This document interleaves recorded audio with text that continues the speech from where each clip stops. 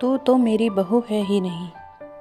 आज से मैं इस बुढ़िया का कोई काम नहीं करूँगी। रसोई में सब्जी बनाती बहू बड़बड़ाते जा रही थी। हर वक्त बक बक बक बक करती रहती है।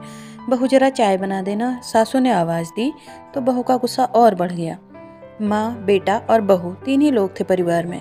बेटा अक्सर नौकरी के सिलसिले में टूर पर होता था, तब घर में यही दोनों रहती थी, पर इनमें ज़्यादा पटती नहीं थी।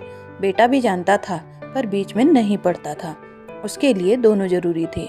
सासू बहू को हमेशा टोकती और समझाती रहती, और यही बात बहू को पसंद नहीं थी। कल भी सासू ने कुछ कह दिया, तभी से बहू नाराज थी। कल तो इतना उल्टे सीधे बोल रही थी और आज बड़ा मीठा मीठा बोल रही हैं। आपको याद भी है आपने कल क्या क्या कहा था? बहू ने कहा। सासू ने कुछ पल सोचा, फिर बोली, मुझे तो याद नहीं क्या कहा मैंने, पर तेरे भले के लिए ही कहा होगा ना। जो भी कहती हूँ तुझे अपना समझकर ही तो कहती हूँ। सब कहते हैं कि तू मेरी बहू है, पर तू मेरी बहू नहीं है, समझी? बहू के कान खड़े हो गए। ये क्या बोल रही हैं कि मैं इनकी बहू नहीं हूँ? तो नौबत यहाँ तक आ गई कि मुझे बहू मानने से भी इनकार कर रही हैं। वह बरामदे में आकर उनकी बातें सुनने लगी।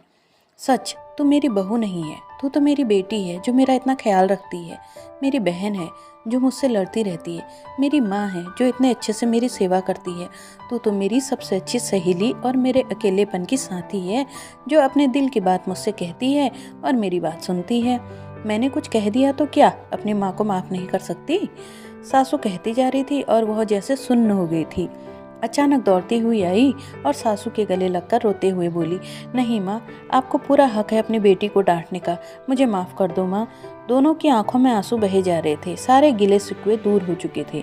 दरवाजे पर खड़ा बेटा यह दृश्य देखकर आश्चर्यचकित था और रसोई में बन रही सब्जी जलकर राख हो गई थी। तो दोस्तों, कैसी लगी आपको ये कहानी? कमेंट करके ज़रूर बताएं। चैनल सब्सक्राइब करें और बेल नोटिफिकेशन ऑन करें।